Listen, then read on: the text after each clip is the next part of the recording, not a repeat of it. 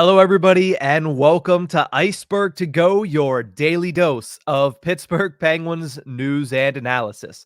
You can find us on YouTube at Inside the Penguins or anywhere you get your podcasts from. The Stanley Cup Final is officially underway. The Florida Panthers taking game one by a final score of 3-0, 2 assists for Sasha Barkov, my Conn Smythe prediction. So we'll see how the series goes from there. But with that, it means something else for the other 30 teams around the National Hockey League. It means it's only a matter of time until we start to see some roster movement, some leaks as far as reports as who teams are interested in for free agency, where teams are at with some of these restricted free agents as the qualifying period and the deadline are coming upon us. But the Penguins contingent specifically was in Buffalo this past weekend doing some work at the NHL's annual Scouting Combine. And when there, Taylor Haas of DK Pittsburgh Sports caught up with Penguins president of hockey operations and general manager Kyle Dubas. Now, they discussed a myriad of topics, talking a little bit about some of the players that were already signed this offseason, talking a little bit about some of the major storylines that are still to come this offseason. And in that conversation, Kyle Dubas may have tipped his hand a little bit about his thoughts on free agency for the Pittsburgh Penguins coming up here in just about 3 weeks. He said the Penguins, contrary to the belief of many, are a pretty decent position salary cap wise. He doesn't think they're going to be in on long-term big money guys, instead focusing on short-term signings. And the exact quote that he had from Haas's article at dkpittsburghsports.com was, quote, "They want to continue to keep their focus on young players, prospects, and draft picks, trying to get those into the system to expedite things in that way." So Kyle Dubas sticking true to his words at his end of season press conference, saying that he wants to get younger and faster. And part of that is going beyond what he said at his end of year press conference and what he said on June 1st of 2023, his introductory press conference, where he said what he wants to do is give the team and give the core that's here the greatest possible chance to find success in the short term while closing the gap between now and that next window of contention for the Penguins organization. And part of that is going to be improving the prospect system, which he's done over his first year as Penguins general manager, and keeping the future as clean as possible when it comes to the salary cap by not signing $10 million players for the next 8 years. And we'll get into the Jake Guentzel of it all here in a little bit and what that means for him. But when you hear those quotes saying he's not in on big term, big money players, and he's looking for shorter term signings, and then again emphasizes the importance of draft picks, prospects, young players that are going to be on ELCs or league minimum deals like the ones that he signed earlier this offseason, the first thing that does, and this might be rather obvious, is it closes the door on a good bit of the top free agents. Those are the guys that are going to be looking to cash in, especially guys like Steven Stamkos looking for that last contract or that last sizable contract at this point. The guy has won multiple Stanley Cups at this point, and if he wants to go anywhere besides Tampa, it's probably to make a little bit of money here before he calls it quits on a career. A guy like Sam Reinhart, who's trying to cash in on a phenomenal season. Right now, he's trying to cash in on a Stanley Cup victory, but if that happens, that's only going to increase the price tag. A guy like Jonathan Marchessault, the Conn Smythe winner from 2023. It might not be any space for him in Vegas, but I'm sure a lot of teams have a lot of time for a Conn Smythe winner that has been a 40-goal scorer in the National Hockey League. And it also might close the door a bit on a Jake Guentzel reunion. Again, I've stated on this platform that I think the odds of a Jake Guentzel reunion are somewhere down around 10%. And this just kind of leans its way towards that 90% chance that he doesn't come. But it also explains why the Penguins and Guentzel couldn't get a deal done or couldn't come close to a deal to begin with. I mean, all reports indicated that they were not they were not far along that road. Let's just say that. And I think a large part of that is because Jake Guentzel wanted that 8-year deal. And the Penguins just aren't willing to give the kind of money that Guentzel is going to command because of his talent for 8 years, especially whenever Kyle Dubas is trying to keep that flexibility in the long term at the Penguins' disposal. So it kind of explains why the Pens and Guentzel just couldn't get a lot done during the season, why it eventually came down to him being traded at the NHL's trade deadline. But also, that situation's getting a little interesting.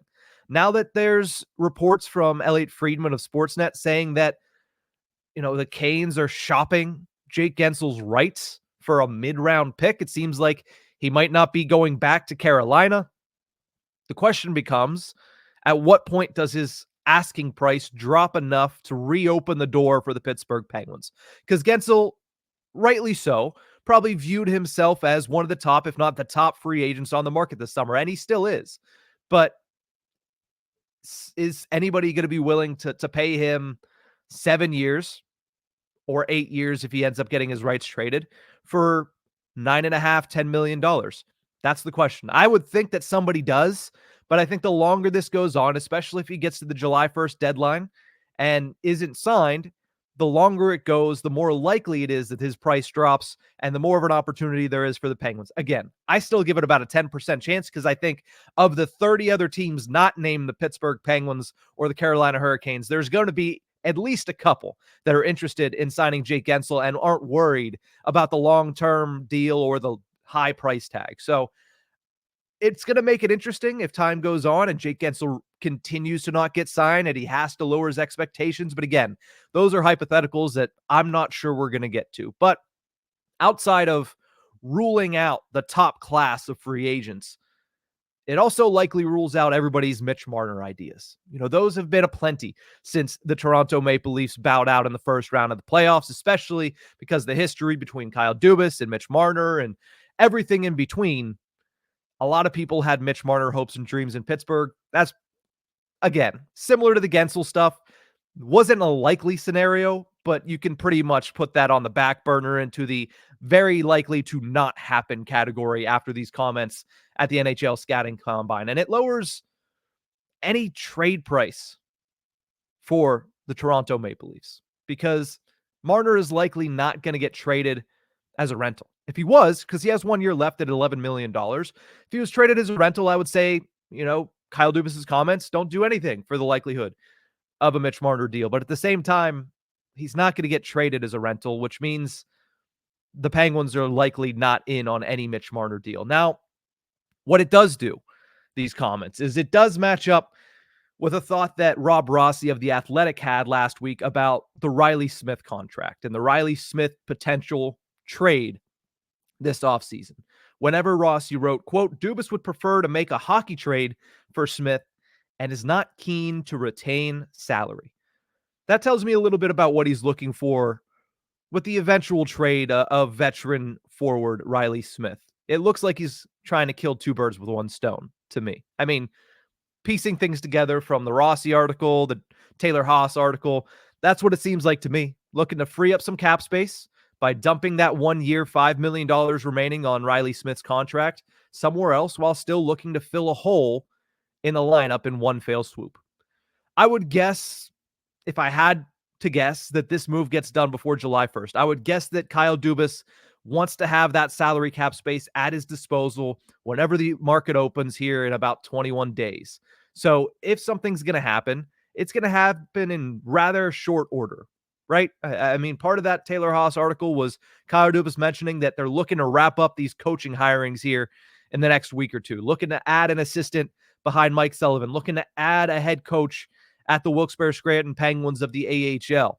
So looking to fill those holes here in the next couple of weeks, while also likely looking to open up that salary cap space, whether it be via Riley Smith trade, which is the most likely of them, or via a guy like Rickard Rakell, who has a similar cap space and similar cap hit for the Pittsburgh Penguins. So it could become very interesting. After a dead period following the end of the season for the Pittsburgh Penguins, the next 3 weeks are going to heat up considerably, especially whenever it reaches July 1st in 21 days from today, whenever the market opens, and Kyle Dubas specifically seemingly going to look for some shorter-term guys like a Jack Roslovic feels like it should be high on their list. Somebody that fits the mold of what they're looking for, that's 27 years old, that might be looking for a slightly big contract, but he's not in that first or second wave of top free agents. He's a guy that's a little bit lower on the leaderboard that could fit what the Pittsburgh Penguins need as far as salary,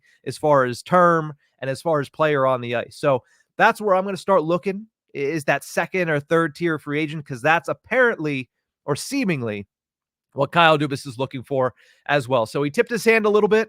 He ruled out guys like Stamkos. He ruled out guys like Reinhart with these comments in my eyes. And he ruled out a guy like Jake Guentzel as well. Again, Guentzel's price could come down, but I don't think it will by July 1st. I think somebody else will be willing to offer him the big money deal that he wants, and we'll see that get signed in rather short order once the first kicks off, and probably within the first 3 days of free agency. You see Ben Hankinson sign a deal for Jake Guentzel going forward. But should be an interesting couple of weeks for the Pittsburgh Penguins. We'll be here to monitor and cover it all at Inside the Penguins on YouTube or anywhere you get your podcast from by simply searching the tip of the iceberg. But that's it for this episode. Thank you guys so much for tuning into this one. We'll see you next time.